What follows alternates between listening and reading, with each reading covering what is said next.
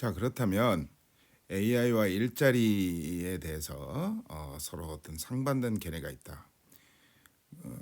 그 첫 번째는 AI가 굉장히 생산성을 높여주는 것이고, 그래서 노동을 대체하는 속도보다 더 빠르게 새로운 노동을 만들어낼 것이다. 그러니까 어떤 이 AI가 도입된 어떤 분야 또는 직업에 이 AI가 도입되면 노동을 새롭게 더 만들어내는 속도가 더 많아서 기존의 이 AI가 이제 기존의 인간 노동을 대체하는 일들도 있을 텐데 이제 그런 일들보다 훨씬 더 많은 노동을 새롭게 만들어낸다라고 하는 점에서 첫 번째 이제 주장이 하나 있는 것이고요.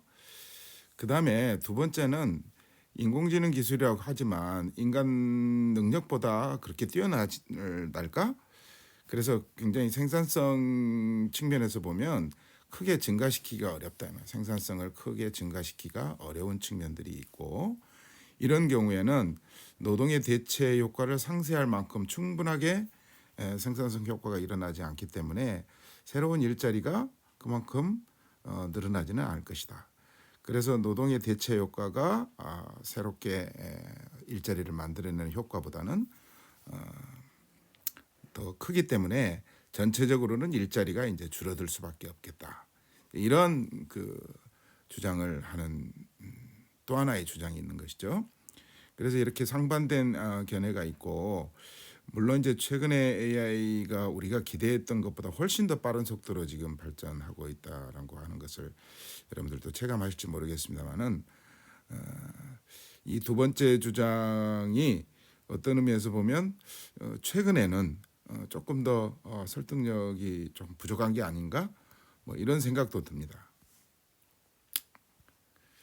그래서 이 AI 시대의 미래의 노동을 어떻게 이제 이해할까라고 하는 주제를 놓고 얘기해 보자면, 크게 AI가 초래하는 이런 노동의 위험, 방금 전에 이제 노동을 대체하는 것과 새롭게 노동을 만들어내는 것 사이의 어떤 관계, 이런 얘기를 했습니다만은 뭐 그걸 전체적으로 이제 노동의 위험이라고 우리가 노동이 사라질지도 모른다라고 하는 극단적으로 이제 그런 어떤 거에 대응하는 어떤 정책 방향으로서 세 가지가 있을 수 있는데, 첫 번째는 여전히 노동은 중요하다라고 하는 생각이 하나 있을 수 있고, 또 거기에 맞춰서 여러 가지 사회복지 정책이라든지 노동 정책이라든지 이제 이런 것들을 이제 만드는 것이죠. 뭐 이런 방식의 대응이 이제 필요하다, 이런 얘기가 한 가지 있을 수 있고, 또 하나는 노동의 가치 하락. 점차적으로 이제 기계가 대체하는 속도들이 점점 더 빨라지면 노동이 만들어낸 가치 또는 그것을 통한 소득, 이런 것들이 갈수록 하락하고, 어떤 면에서 보면 극단적으로 노동의 종말에 대비해야 된다라고 하는 이제 주장이 있고, 또 이런 노동의 종말에 대비하려면 어떤 정책들이 필요한지에 대한 얘기들을 해볼 수가 있겠죠.